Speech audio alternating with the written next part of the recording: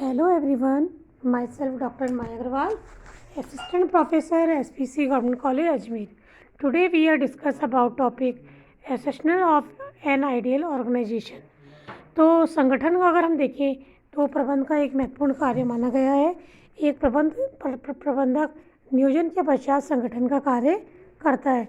संगठन को अगर हम देखें तो स्वयं में कोई साध्य नहीं बल्कि ये तो एक साधन है जिसके माध्यम से एक प्रबंधक अपने उद्देश्यों को प्राप्त करने का प्रयास करता है।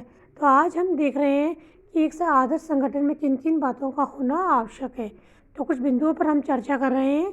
तो इसमें सबसे पहले अगर हम देखें तो उद्देश्यों के प्रति सजगता, यानी जब भी हम कोई संगठन बनाते हैं तो संगठन ऐसा होना चाहिए जिससे अपने उद्देश्य के बारे में संपूर्ण जानकारी हो। और ये अच्छा संगठन वही माना जाएगा जो अपने उद्देश्य के प्रति प्रतिबद्ध होकर मन लगाकर निष्ठा से कार्य करे। तो एक अच्छे संगठन के लिए उसका उद्देश्य के प्रति सजग जागरूक होना अत्यंत आवश्यक है। सेकंड बिंदु अगर हम देखें तो वह है क्लियरिटी, मीन्स स्पष्टता। अतः प्रत्येक संगठन में जब व्यक्ति कार्य करता है तो उसकी स्थिति स्पष्ट होनी चाहिए, क्योंकि संगठन में ही व्यक्तियों को अधिकार करते हुए निश्चित कर दी जाते हैं कि कौन अधिकारी है, कौन अधीनस्थ है, कौन किसके दिशा निर्देशन में कार्य करेगा। तो इसलिए उनके अधिकार करते हुए उनकी श्रृंखला की स्पष्टता उसमें होनी चाहिए। इसी प्रकार अगला बिंदु अगर हम देखें तो वो है नेतृत्व, कुशल नेतृत्व। यानी एक संगठन तभी मजबूत हो पाएगा जबकि उसका नेतृत्व कुशल हाथों में हो। यानी उसका नेता कैसा होना चाहिए? उसका नेता स्किलफुल वाला, अच्छा होना चाहिए, वाकपटु, चतुराई वाला होना चाहिए, जिससे अपनी वर्तमान और भावी नेतृत्व क्षमता के द्वारा संगठन के उद्देश्यों को प्राप्त करने में सहायता मिलती है। क्योंकि एक नेता जितना अच्छा होगा उतना ही संगठन अपने उद्देश्यों को भली भांति प्राप्त कर पाएगा। इसी के साथ अगर हम अगला बिंदु देखें वो है विशिष्टीकरण जिसे हम स्पेशलाइजेशन कहते हैं।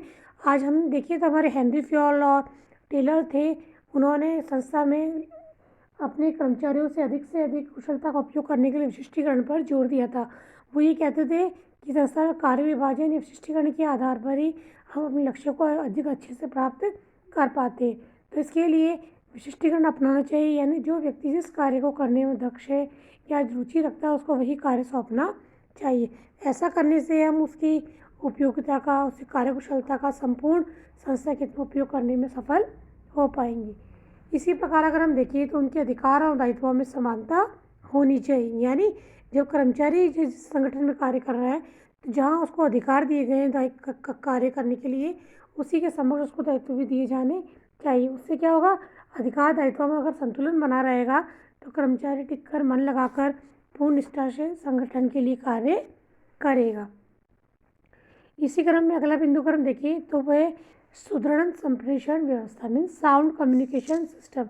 तो अगर हम देखें तो किसी भी ऑर्गेनाइजेशन के जितना कम्युनिकेशन अच्छा होगा उतना ही कम्युनिकेशन के माध्यम से संगठन में व्यक्ति आपस में जुड़े रहेंगे। कम्युनिकेशन बच्चों हमेशा 2 वे होना चाहिए, यानी अधिकारी तक वो अपनी बात पहुंचा सके। इसके साथ ही उनके कोई ग्रीवनेंस है, कोई शंका है, उसके समाधान के लिए वो अपनी बात कह पाए, उसके लिए स्पष्ट व्यवस्था संगठन में होनी चाहिए। क्योंकि संगठन में जितनी अच्छी संप्रेषण व्यवस्था होगी उतने ही उनके बीच मधुर संबंध पाए जाएंगे। इसी के साथ संगठन संरचना में सरलता होनी चाहिए, यानी सिंपलिसिटी होनी चाहिए। संगठन में हर कर्मचारी एक दूसरे से जुड़कर कार्य करता है, सभी के आपस में विचार मिलने चाहिए, आपस में सरल स्वभाव को लेते हुए अपने लक्ष्य की प्राप्ति के लिए वे कार्य होने चाहिए।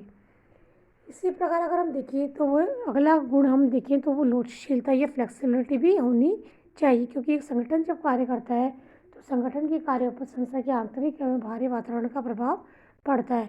तो आंतरिक वातावरण, बाहरी वातावरण जो अनियंत्रित होती है उनका भी काफ़ी हद तक प्रभाव पड़ता है। तो संगठन संरचना ऐसी होनी चाहिए कि परिस्थिति के अनुकूल एक प्रबंधक उनमें परिवर्तन करके अपनी संगठन संरचना अपने हिसाब से तय कर पाए। इसी प्रकार अगर हम देखें तो कर्मचारियों के संगठन में स्थायित्व भाव होना चाहिए। स्थायित्व यानी एक संगठन में जब व्यक्ति कार्य करता है तो उसके कर्मचारी आवर्तन में कमी होनी चाहिए। ऐसा नहीं हो आज कर्मचारी जा रहे हैं फिर नहीं आ रहे। एक श्रमिक जितने स्थायित्व स्टेबिलिटी अपने संगठन को दे पाएगा उतने ही संगठन मजबूत होगा और संस्था की गुडविल बढ़ेगी, क्योंकि एक संगठन को जो कर्मचारी छोड़कर चला जाता है तो पुनः जब नया कर्मचारी आता है तो पुनः उसको कार्य प्रशिक्षण देना होता है, संस्था की लागत बढ़ती है और समय भी व्यय होता है। तो इसलिए प्रयास ये होना चाहिए कि संगठन में जब कर्मचारी कार्य करें तो स्थायित्व का गुण वहाँ पर होना चाहिए। इसी के साथ अगर हम देखें तो ये आदर्श संगठन वही माना जाएगा जो कि संस्था की भौतिक एवं मानवीय संसाधनों का अनुकूलतम उपयोग करने पर प्रयास रहता हो या बल देता हो। यानी संस्था को समझना चाहिए, संगठन को इस भाव से कार्य करना चाहिए कि आज हमारे पास प्राकृतिक संसाधन बहुत सीमित मात्रा में, यदि हम उसका उचित उपयोग नहीं करेंगे, कुशलता से उपयोग नहीं करेंगे तो आने वाले समय में संसाधनों का अत्यंत अभाव हो जाएगा। तो एक आदर्श संगठन यही माना जाएगा जहाँ पर कर्मचारी मिलजुल कर एक दूसरे के प्रति प्रेम की भावना से कार्य करें, परस्पर कार्यों में तालमेल बनाए रखें।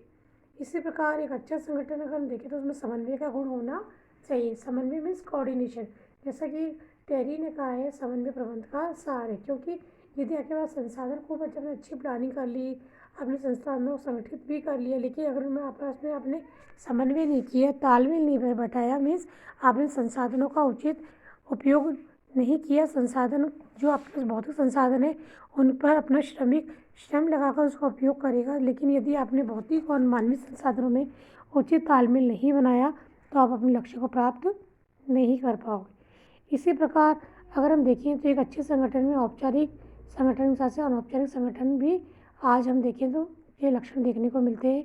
एक संगठन में जहाँ कर्मचारी कार्य करता है वो औपचारिक रूप से अपनी अधिकार श्रृंखला के अंतर्गत कार्य करता है, लेकिन आपसी, क्योंकि मनुष्य एक सामाजिक प्राणी है, तो जहाँ वह कार्य करता है तो उसके आपसी आचार व्यवहार और उसके जीवन मूल्यों के आधार पर उसे कुछ संबंध क्रिएट हो जाते हैं, बन जाते हैं, अनौपचारिक संबंध कहते हैं। इन संबंधों के आधार पर जो उनकी भी समूह बनता है उसे हम अनौपचारिक संगठन कहते हैं। तो इस प्रकार एक अच्छा संगठन होगा तो वह संगठन औपचारिक संगठन के अनौपचारिक संबंध के आधार पर कर्मचारी संगठन बना लेते हैं।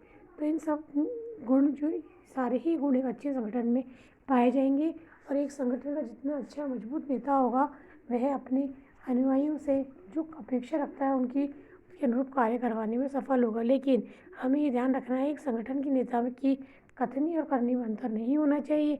जो सामने वाले व्यक्ति से कार्य की अपेक्षा रखता है उसके अनुरूप उसे सदैव भी कार्य करना चाहिए और एक आदर्श चरित्र प्रस्तुत करना चाहिए, ताकि सभी कर्मचारी मिलकर अपने नेता को फॉलो करें। तभी संगठन के हित में वे अपने सभी प्रयास सार्थक सिद्ध हो पाएंगे और एक आदर्श संगठन तभी अपने लक्ष्य की प्राप्ति में सफल सिद्ध हो पाएगा।